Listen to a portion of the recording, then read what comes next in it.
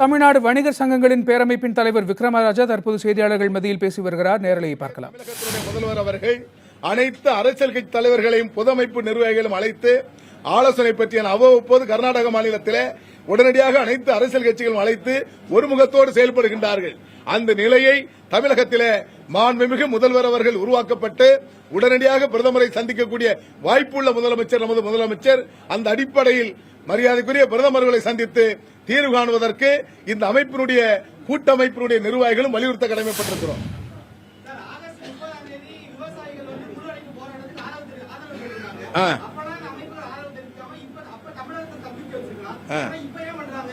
இல்ல ஆதரவு என்பது விவசாயிகள் போராட்டத்திற்கு தமிழ்நாடு வணிக சங்க பேரமைப்பு தார்மீக ஆதரவை தந்து கொண்டிருக்கிறது.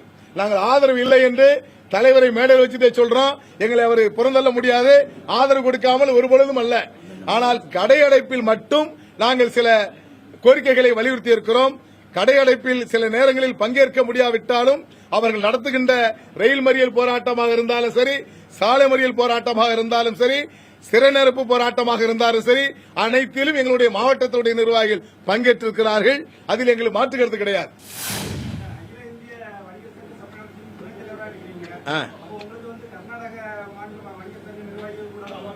தொடர்பு இருக்கு. இல்ல அவர்களோடு நேற்று இரவே நாங்கள் பேசியிருக்கிறோம். எங்களுடைய அகில இந்திய பொதுச் செயலாளர் பர்வீன் கண்டேல்வால்ஜியும் அவர்களோடு பேசி அங்கிருக்கின்ற வணிகர்களுக்கு பாதுகாப்பு தரப்பட வேண்டும், பாதிக்கப்படக்கூடாது என்பதை சொல்லியிருக்கிறோம். அதற்குரிய உரிய நடவடிக்கையை அகில இந்திய வணிகர் சம்மேளனம் எடுத்துக் கொண்டிருக்கிறது. நேரடியாக நாங்கள் பார்க்க வேண்டும் என்று சொன்ன பொழுது இப்பொழுது அந்த நிர்வாகிகள் நீங்களுக்கு நேரடியாக இன்று 2 தினங்களில் வர வேண்டாம், நாங்கள் பார்த்துக் கொள்கிறோம் என்று உறுதி தந்திருக்கிறார்கள். இப்போ சாதாரணமா நீங்க ஒரு சின்ன கணக்கு, எங்களுடைய ஓட்டல் சங்க செயலாளர் ராஜ்குமார் சொன்னாங்க, அடையார் ஆனந்தபவன் தாக்கப்பட்டதுல மட்டும் 12 கோடி. நல்லா புரிஞ்சுக்கிடுங்க. 40 கேபிஎன் பஸ் 65 70 கோடி ரூபாய், 70 பஸ். உண்மையான கணக்கு இன்னும் அதிகமா தான் வரும். 2000 கோடி என்பது குத்து மதிப்பா சொல்லிக்கிட்டு இருக்கோம். அது மட்டுமல்ல, சாதாரணமா லாரி பொருளோடு கொளுத்தப்படுகிறது. உயிர் சேதம் எங்க இருக்குன்னு கூட கண்டுபிடிக்க முடியல. ஆனா அந்த அளவுக்கு நிலைமைகள் மோசமாக இருக்கிறது.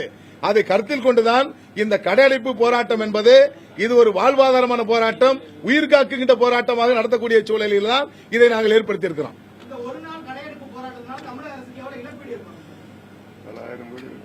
இல்ல அதாவது அது புள்ளி பல ஆயிரம் கோடிகள் தமிழக அரசு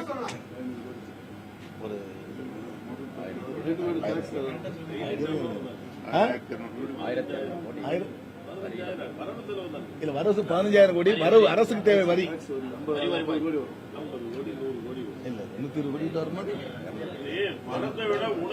அதாவது அரசுக்கு சேர வேண்டிய வரி என்பது குறைந்தபட்சம் 200 கோடி இழப்பீடாகும். ஃபார் டே, ஒரு நாள். வணிகர்களுக்கு 15,000 கோடி டர்ன் ஓவர்.